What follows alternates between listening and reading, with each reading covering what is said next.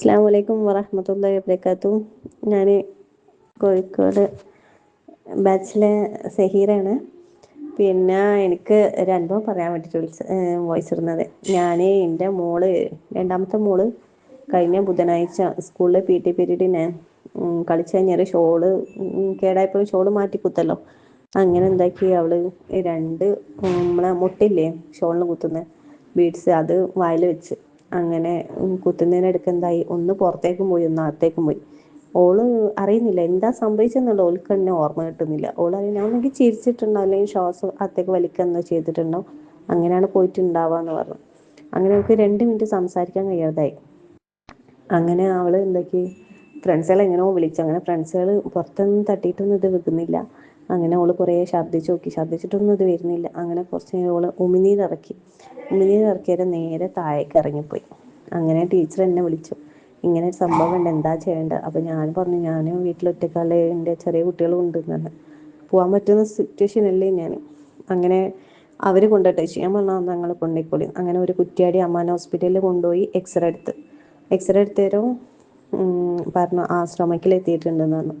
അപ്പം ഡോക്ടർ പറഞ്ഞു വയറ് കഴുകാൻ. ഞാൻ പറഞ്ഞു വയറൊന്നും കഴുകണ്ട, നമുക്ക് ബുദ്ധിമുട്ടൊന്നും ഇല്ലല്ലോ, ഓളെ ഇങ്ങോട്ട് കൊണ്ടുവരുമെന്ന് പറഞ്ഞു.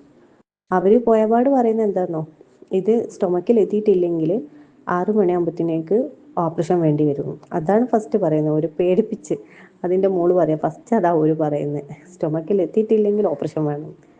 അങ്ങനെ ഓളപ്പോൾ ഒന്ന് ഭയന്നു എന്നറിയുന്നത് ഓപ്പറേഷൻ എന്ന് പറഞ്ഞേരം. അങ്ങനെ സ്റ്റൊമക്കിലെത്തി എക്സ്റേ എല്ലാം കണ്ടേരം സമാധാനമായല്ലോ. അങ്ങനെ വീട്ടിൽ വന്ന് അന്ന് ഈവനിങ്ങിന് ബാത്റൂം പോയി, പിറ്റേന്ന് മോർണിംഗിന് പോയി. പിറ്റേന്ന് നമുക്ക് ടൂറും ഉണ്ടായിരുന്നു സ്കൈ വേവിൽ. അങ്ങനെ ടൂറിന് പോയി. അതിനൊന്നും ഒരു ബുദ്ധിമുട്ടും ഇല്ല. അങ്ങനെ ടോയ്ലറ്റിൽ പോകുന്നുണ്ട്, നോർമലി ഫുഡെല്ലാം കഴിക്കുന്നുണ്ട്. അങ്ങനെ കഴിഞ്ഞു പോയി. അങ്ങനെ ഇന്നലെ സ്കൂളിൽ ലീവാക്കിയിരുന്നു. മിനിയാന്ന് ടൂറ് കഴിഞ്ഞതിൽ അങ്ങനെ ഇന്നലെ ഞാൻ കൊണ്ടുപോയിട്ട് എക്സ്റേ എടുത്ത്. വീട്ടിൽ നിന്ന് എല്ലാവരും ചീത്ത പറയുന്നത്, എന്തേ വയറ് കഴിക്കാൻ? ഞാൻ പറഞ്ഞു വയറ് കഴിച്ചാൽ എന്താ ബുദ്ധിമുട്ടാവും, അതുകൊണ്ട് ഞാൻ ചെയ്യാഞ്ഞെന്ന് പറഞ്ഞു. അപ്പോൾ എല്ലാവരും പറഞ്ഞു എക്സ്റേ എടുത്ത് നോക്ക്, പോയിക്കണമെന്ന് അറിയാമല്ലോ എന്നാണ്. അങ്ങനെ ഞാൻ ഇന്നലെ എക്സ്റേ എടുപ്പിച്ചിട്ട് എന്തായി, അത് സ്റ്റൊമക്കിൽ നിന്ന് ഇറങ്ങിയിട്ട് താഴേക്ക് എത്തി. ഇടത് സൈഡിൽ നമ്മുടെ താഴേക്ക് എത്തിയിട്ടുണ്ട്, അബ്ഡോമിൻ്റെ അവിടെ എത്തിയിട്ടുണ്ട്. അപ്പം അവിടുന്ന് സ്കാനിങ് ചെയ്യുന്നവരും പറഞ്ഞു ഇത് നാളെ മറ്റന്നാളൊക്കെ എന്തായാലും പുറത്തേക്ക് എത്തുമായിരിക്കും എന്നാണ്. മെഡിസിൻ ഇരിക്കണല്ലോ, ഒന്നും കൊടുത്തില്ല ചേച്ചി. ഞാൻ പറഞ്ഞില്ല, ഒന്നും കൊടുത്തിട്ടില്ല, അത് നോർമലി പോയിക്കോളും എന്ന് പറഞ്ഞു. ഓക്കെ കുഴപ്പമില്ലെന്ന് പറഞ്ഞു. അങ്ങനെ ഇന്ന് മാഷാ അല്ലാ ഇന്ന് ഈവനിങ്ങിൽ ബാത്റൂമിൽ പോയാലും അത് പുറത്തേക്ക് വന്ന്. അപ്പോൾ എന്നോടെല്ലാവരും പറഞ്ഞ്, അവരുടെ ടീച്ചർ ചോദിച്ചു എന്താ ഉമ്മ ഇത്ര ഇതിൽ പറയുന്നത്, ഉമ്മ എന്തേ പഠിക്കുന്നുണ്ടോയെന്ന് ചോദിച്ചു. അപ്പോൾ ഞാൻ ഉമ്മ അക്യുപഞ്ചറിന് ഇതിലാണെന്ന്. അതന്നെയല്ലേ ഇങ്ങനെ പറഞ്ഞതെന്നാണ്, വയറ് കഴുകാൻ സമ്മതിക്കാത്തത് പറഞ്ഞതെന്നാണ്. അങ്ങനെ മാഷാ അല്ലാ ഒരു ബുദ്ധിമുട്ടില്ലാണ്ട് റാഹത്തായി. അത് ചിലത് നമ്മൾ വയറ് കഴുകിച്ചിട്ടുണ്ടാവും. ഞാൻ ചിന്തിച്ചത് എന്തായിരുന്നു, നമ്മുടെ സ്മോൾ ഇൻറ്റെസ്റ്റൈനോ ലാർജ് ഇൻറ്റെസ്റ്റൈനോ എന്തേ ബുദ്ധിമുട്ട് വന്നോയാലോ, ഈ പിന്നെ അവിടെ കുത്തിയിട്ട് സ്ക്രാച്ച് ആവുക ചെയ്തിട്ട് ബുദ്ധിമുട്ടായി പോയല്ലോ എന്ന് ഞാൻ കരുതിയത്. അപ്പം ഞാനതാണ് എല്ലാവരോടും പറഞ്ഞത്, അതുകൊണ്ടാണ് ഞാൻ ചെയ്യാൻ സമ്മതിക്കാത്തതെന്ന് പറഞ്ഞ് ഞാൻ നിപ്പിച്ച എല്ലാവരെയും. എന്താണ് വയറ് കഴുകാത്ത? എല്ലാവരും ഫാമിലിയിൽ നിന്ന് എല്ലാവരും വിളിച്ച് ചോദിക്കുക, എന്താ ഇത് വയറ് കഴുകാതെ വിളിച്ചിരുന്നത്, എന്താണ് ഇത്ര സീരിയസ് ആയിട്ട് നിൽക്കാത്തത് എന്നൊക്കെ ചോദിച്ചിട്ട്.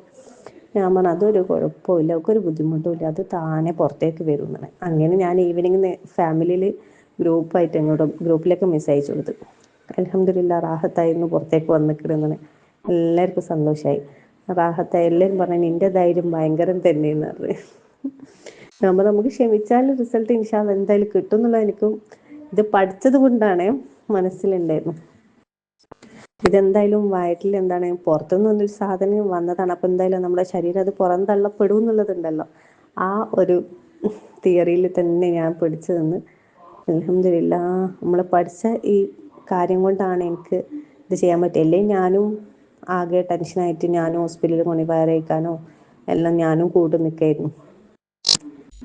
മോൾക്കും ആണെങ്കിൽ ഒരു പേടിയും ഇല്ലേനും. മോളും ഇപ്പം എൻ്റെ ഇതിൽ തന്നെ ആയതുകൊണ്ട് ഒന്നിനും മെഡിസിനൊന്നും കഴിക്കില്ല.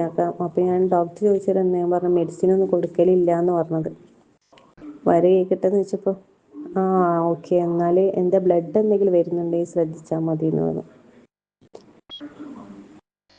ഓക്കെ, അസ്സലാമു അലൈക്കും.